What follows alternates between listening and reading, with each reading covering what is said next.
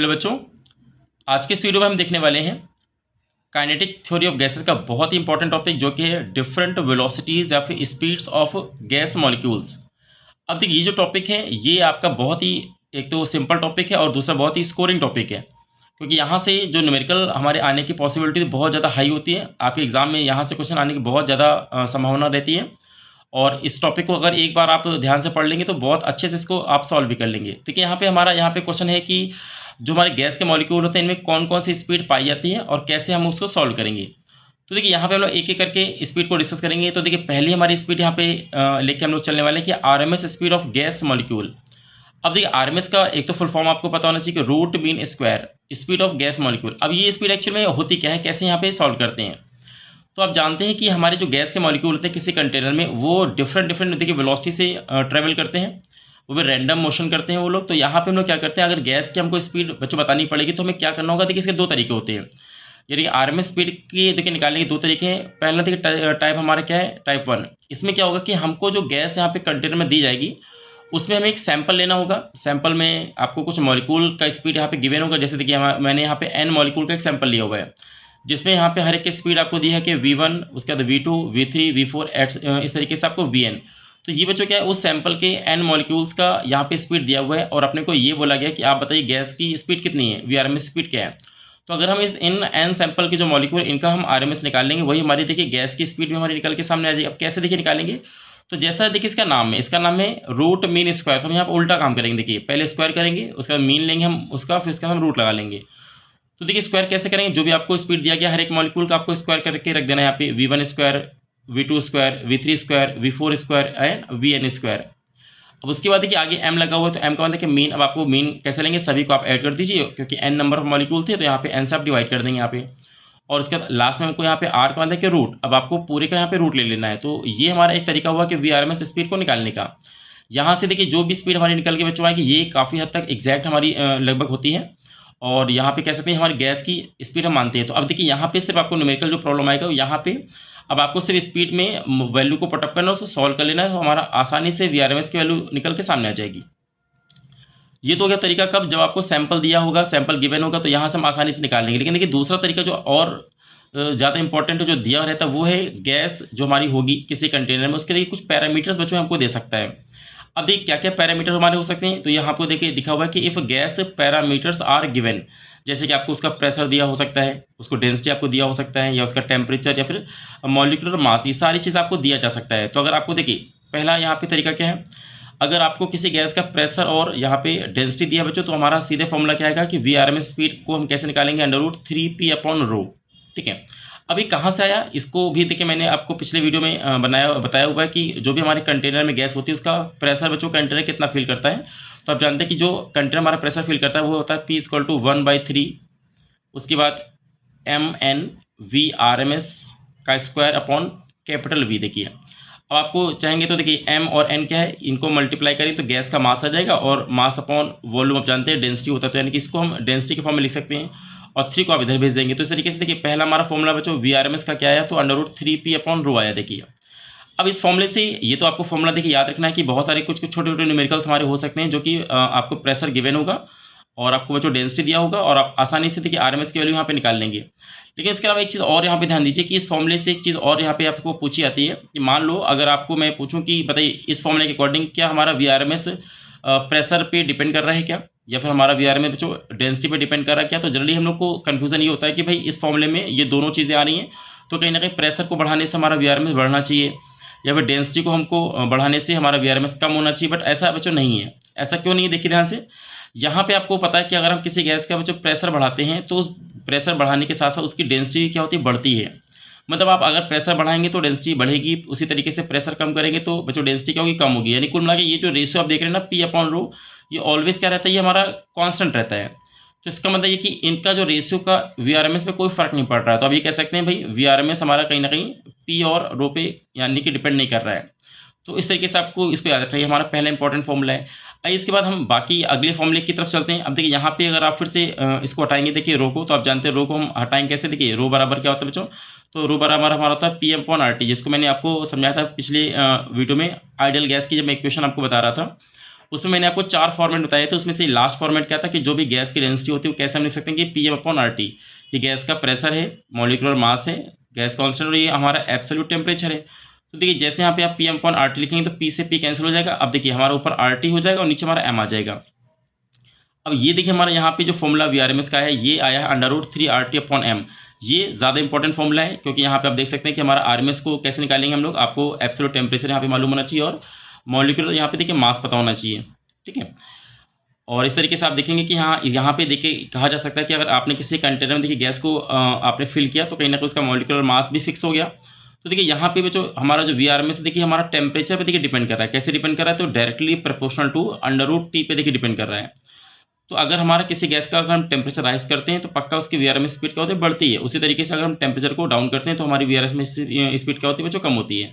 तो I think ये आपको 2 फॉर्मूले हैं जो ज़्यादा इंपॉर्टेंट हमारे जो ज़्यादातर यूज़ किए जाते हैं। अब इसी के बाद एक फॉर्मूला आप और याद रखिए कि जो Vrms हमारा होता है इसका एक तरीका और है कि हम यहाँ पे 3 लिखेंगे, जैसे कि आपको हर एक फॉर्मूले में कॉन्स्टेंट हमारा रिपीट हो रहा है, बट यहाँ पे R ना लिख करके हम यहाँ पे लिखेंगे बोल्ट्जमैन कॉन्स्टेंट यानी KT/स्मॉल m। बच्चों ये देखिए यहाँ पे क्या था? कैपिटल M जो कि मॉलिक्यूलर मास था, यहाँ पे आपका स्मॉल m आ गया। अब देखिए स्मॉल m क्या चीज़ है? ये अब आप यहाँ देख लीजिए कि जो कैपिटल M है वो हमारा है मॉलिक्यूलर मास, स्मॉल m क्या है? देखो मास ऑफ ईच मॉलिक्यूल, यानी कि एक मॉलिक्यूल का देखिए मास है, P हमारा प्रेशर और रो हमारा डेंसिटी, और ये हमारा Kb क्या है? बोल्ट्जमैन कांस्टेंट, और R हमारा है गैस कांस्टेंट जिसकी वैल्यू आपको पता रहती है। तो ये देखिए इतने फॉर्मेट आपको मैंने Vrms बता दिए। एक तो जनरल फॉर्मूला सैंपल वाला, देखिए हमारा ये सैंपल से कैसे हम क्वेश्चन बनाएंगे, ये हमारा सैंपल का हो गया फॉर्मूला, और ये 3 फॉर्मूले हमारे इंपॉर्टेंट हो गए, ठीक है। अब इसको जैसे भी अगर हाँ, और एग्जाम में क्वेश्चन बच्चों क्या थे? कंडीशन वाले। मान लेते कोई 2 गैसेज हैं जिनमें पहले के आपको RMS स्पीड दे सकता है, दूसरे की पूछ सकता है। उसके बाद दोनों गैसेस का बच्चों नाम लेगा तो आपको मॉलिक्यूलर मास उनके मालूम चलेंगे कि कितना किसका क्या लेना है, और उसका टेम्परेचर भी आपको दिया जा सकता है। तो ऐसे में आप देखेंगे कि अगर हम बात करें तो देखिए Vrms 1, ठीक है, 1/Vrms 2 इज इक्वल टू यहाँ पे देखिए क्या आ जाएगा? तो T1/T2, उसके बाद देखिए मल्टीप्लाई बाय M2/M1। अब देखिए जो भी यहाँ पे गैस आपको दिया होगा यहाँ पे हम लोग उसको यहाँ पे नाम लिख देंगे कि पहली कौन सी गैस यहाँ पे यूज़ किया, दूसरी हमारी देखिए कौन सी गैस यूज़ किया, और दोनों का टेम्परेचर देखिए कितना क्या रखा हुआ है, और दोनों के नाम से हम उसका मॉलिक्यूलर वेट भी यहाँ पे निकाल सकते हैं, ठीक है।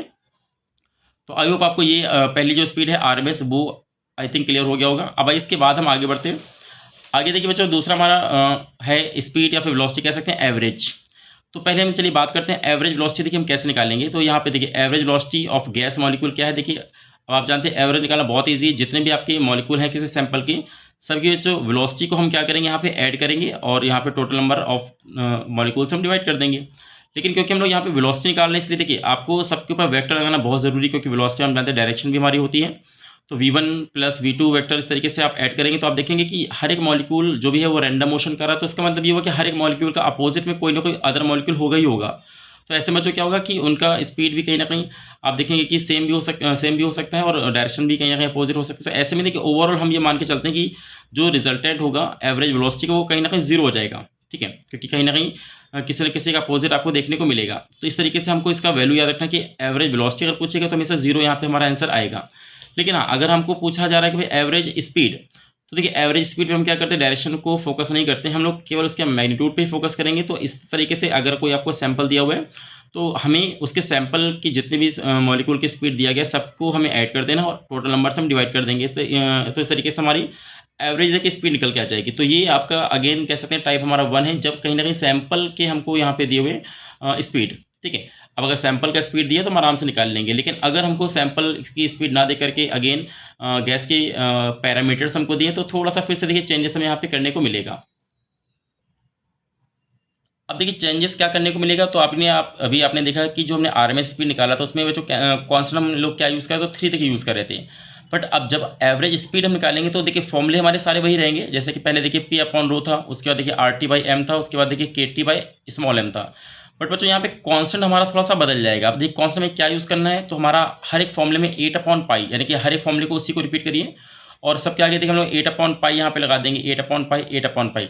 अब कई बच्चों के देखिए मन में क्वेश्चन ये आता है कि सर यहाँ पे 3 तो ठीक था, हम लोगों ने पूरा प्रूफ किया था, ठीक है, गैस के जो भी प्रेशर आया था कंटेनर का मैंने प्रूफ किया था, वहाँ से 3 आ गया था, बट यहाँ पे 8/π कहाँ से आ गया?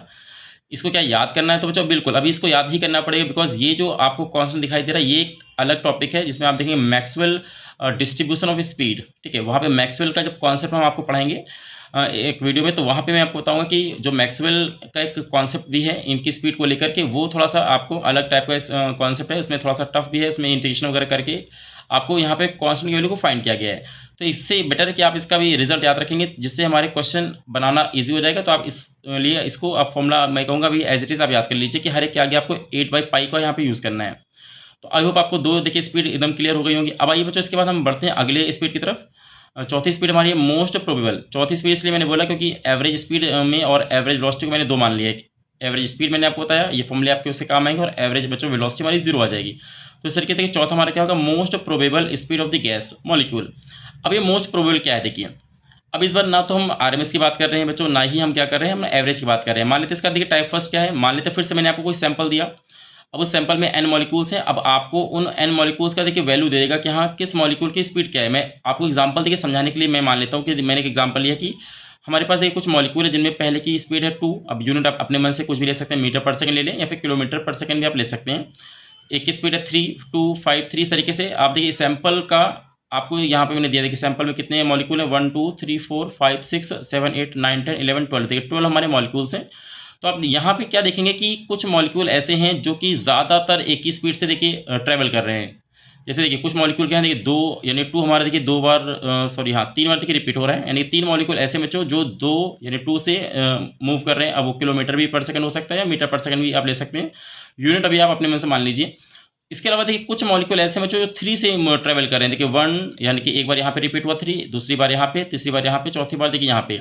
तो जो 4 मॉलिक्यूल ऐसे जो 3 से देखिए रिपीट कर रहे हैं, उसके अलावा बाकी और भी मॉलिक्यूल हैं वो अदर स्पीड से रिपीट कर रहे हैं, लेकिन उनकी नंबर क्या है, कम है। तो देखिए मोस्ट प्रोबेबल का सबसे अच्छा तरीका ये कि आपको वो हमारा आंसर होना चाहिए जो कि मॉलिक्यूल सबसे ज़्यादा टाइम उसको रिपीट कर रहे हैं। तो आप देख सकते हैं कि 3 वाला जो नंबर है वो सबसे ज़्यादा बार हमारा रिपीट हुआ है, मतलब मैक्सिमम हमारे मॉलिक्यूल क्या हैं वो 3 से ट्रैवल करने की कोशिश कर रहे हैं। तो हम लोग क्या मान लेते हैं कि पूरा जो सैंपल है उसका जो स्पीड है वो है बच्चों 3। तो इसी तरीके से गैस का भी हम स्पीड 3 मान लेते हैं।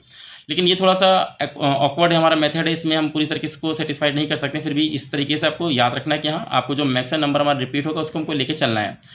अब उसके बाद अगर फिर से जो गैस का पैरामीटर अगर हमको दिया तो हमें क्या करना है, अब देखिए यहाँ पे फिर अगेन गैस के पैरामीटर के लिए फिर हमें वही फॉर्मूले फिर से याद रखने होंगे कि पहला है क्या, P/ρ, फिर RT/कैपिटल M और KT/स्मॉल m। अब देखिए यहाँ पे फिर से मोस्ट प्रोबेबल में आपको अगेन कांस्टेंट का यूज़ करना है, लेकिन दूसरा आपको डिफरेंट लेके चलना है। जैसे यहाँ पे आपको देखिए 2 लेके चलना है। पहले आपको RMS 3 लेके चल रहे थे, एवरेज में आपको 8/पाई आपको लेके चलना है, और इसी तरीके से मोस्ट देखिए प्रोबेबल में आपको 2 लेके चलना है। देखिए 2 यहाँ पे भी, 2 यहाँ पे भी और 2 यहाँ पे भी। तो इस तरीके से मैं कहूँगा देखिए फॉर्मूला एक भी आप याद कर लीजिए, किसी भी RMS का ही चलिए आप याद कर लीजिए, क्योंकि वो ज़्यादा इंपॉर्टेंट है। उसके बाद थोड़ा याद रखिएगा कि हाँ आपको एवरेज में 8/पाई लगा लेना है, और देखिए मोस्ट प्रोबेबल में आपको 2 लगा लेना है। अब इसके बाद देखिए ये आपको बुक्स में बच्चों ये 4 ही टाइप की स्पीड आपको देखने को मिलती है, लेकिन आपको एक और यहाँ पे स्पीड को ध्यान से देखना है, क्योंकि कई बार आगे चल के भी ये काम आएगा वेव में या साउंड में। ठीक है, आगे पूछा जाता है भाई साउंड की स्पीड बच्चों हम कैसे निकालेंगे। तो देखिए साउंड भी आप जानते हैं कि मॉलिक्यूल हमारे जो रूम में होते हैं उन्हीं की वजह से ही साउंड ट्रैवल करता है। यानी कि जो भी आप देखते हैं साउंड हमारा कहीं ना कहीं क्या होता है कि मीडियम पे डिपेंड करता है, मीडियम की वजह से ही साउंड हमारा ट्रैवल करता है। और मीडियम कौन, जो हमारे एयर के पार्टिकल होंगे। तो यहाँ पे देखिए क्या करेंगे, अभी अगर हम साउंड की स्पीड की बात करेंगे तो देखिए साउंड की स्पीड आपकी एनर्जी पे बेस्ड होती है। आप जो बोलते हैं उसकी एनर्जी आगे ट्रैवल करती जाती है, तो उसकी वजह से क्या होगा, देखिए यहाँ पे आपको जो कौन देखिए सेम वही फॉर्मूला फिर से यूज़ करना है, P/ρ, RT/m, KT/स्मॉल m। अब देखिए यहाँ पे क्या करना है, आपको जो भी कांस्टेंट है बच्चों इस बार थोड़ा सा अलग लेके चलना है। कांस्टेंट क्या है, आपको गामा यहाँ पे लेके चलना है। अब आप जानते हैं गामा, आपने आगे मैं पढ़ाऊँगा भी, ये कहीं ना कहीं CP और CV का रेशियो होता है। यानी कि जो भी गैस की हमारी होती है molar specific heat, CP and CV at constant volume पे एंड कांस्टेंट प्रेशर पे, उसका देखिए बच्चों रेशियो होता है। और ये अलग अलग गैसेस के लिए अलग अलग होता है, मोनोटोमिक के लिए अलग, डायटोमिक के लिए अलग, सबके अलग अलग होता है। तो यहाँ पे बस क्या करना है, जब भी साउंड की स्पीड की अगर आपसे पूछा जा रहा है तो आपको गामा का देखिए यहाँ पे यूज़ करना है। ठीक है, सॉरी यहाँ पे भी गामा लगा लीजिए। ठीक है, गामा का यहाँ पे देखिए हमें यूज़ करना है। अब यहाँ पे क्वेश्चन आ रहा है कि गामा हम सर क्या लें, तो देखिए गामा को बच्चों यहाँ पे लेके चला 1.4, और ये 1.4 देख कब आता है, जब हम गैस कैसे लेते हैं तो डायटोमिक, क्योंकि यहाँ पे आप जानते हैं गामा की वैल्यू होती है हमारी जो भी, तो यानी F+2/F, यानी गामा का सीधे फॉर्मूला भी याद रखिए, गामा इक्वल टू होता है F+2/F। यहाँ पे F क्या बच्चों, ये डिग्री ऑफ फ्रीडम होता है, इसको भी मैं भी पढ़ाऊंगा आपको, तो उसको आपको आराम से क्लियर हो जाएगा कि डिग्री ऑफ फ्रीडम एक्चुअली है क्या। तो ये गामा हम कैसे निकालेंगे, तो F+2/F, यहाँ पे F होता है डिग्री ऑफ फ्रीडम, और जानते हैं डायटोमिक गैस के लिए बच्चों डिग्री ऑफ फ्रीडम हम क्या लेके चलते हैं, 5 लेके चलते हैं नॉर्मल टेम्परेचर पे। हायर पे हमारी वाइब्रेशन वाली भी आ जाती है। तो यहाँ पे देखिए हम F को भी 5 लेके चलने वाले, तो अब ऐसे में देखिए 5 + 2 ने 7/5 अगर आप करेंगे तो हमारा आंसर देखिए क्या आएगा, तो 1.4 आ जाएगा। अब क्वेश्चन आंसर हम यहाँ पे जो साउंड हम लोग बोलते हैं, ये हम आगे ट्रैवल करने के लिए भाई मीडियम की रिक्वायरमेंट होगी, तो यहाँ पे बच्चों हमने डायटोमिक ही क्यों लिया है। तो आप जानते हैं कि हमारे आसपास की जो एयर होती है उसके जो कंपोनेंट की कह सकते हैं कि हमारे कंपोजिशन होते हैं, उसमें हम जानते हैं कि सबसे ज़्यादा देखिए कौन गैस पाई जाती है, तो नाइट्रोजन गैस 78% और ऑक्सीजन गैस लगभग 21 या 20 के आसपास हमारी पाई जाती है, लेकिन 98 से 99% तो यही दोनों अकेली गैस पाई जाती है। और बच्चों ये N2 और O2 कौन सी तय गैस है, तो हमारी डायटोमिक गैस होती है, इसलिए यहाँ पे गामा को हम 1.4 मान के चलते हैं। तो देखिए जैसे यहाँ पे 1.4 आप लिखेंगे, बस आपको साउंड में उस समय कितना प्रेशर था और एनवायरनमेंट का कितना डेंसिटी था, ये आपको रखने के बाद हम स्पीड ऑफ साउंड भी आसानी से यहाँ पे निकाल सकते हैं। तो आई होप ये आपका हर डिफरेंट वेलोसिटीज़ का टॉपिक हुआ। अब इसके बाद अब आपको जो भी मैंने देखिए फॉर्मूले बताए हुए, अब इन फॉर्मूले को एक बार अच्छे से आप रिवाइज कर लीजिए। टाइप 1 भी है और टाइप 2 में आपको मैंने दोनों टाइप के बता दिए क्वेश्चन। अब इसमें अब आपको जो भी न्यूमेरिकल पोर्शन आएगा बच्चों, इसको आप ट्राई कर सकते हैं। अगर आपको ट्राई करना है वो करके देख लीजिए, अदरवाइज मैं जब कराऊंगा क्वेश्चंस वगैरह इस चैप्टर के, तो आपको बहुत आसानी से क्लियर हो जाएंगे।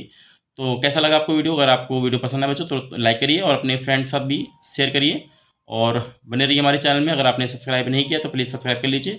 तो बच्चों मिलते हैं अगले वीडियो में, तब तक के लिए बहुत बहुत थैंक यू।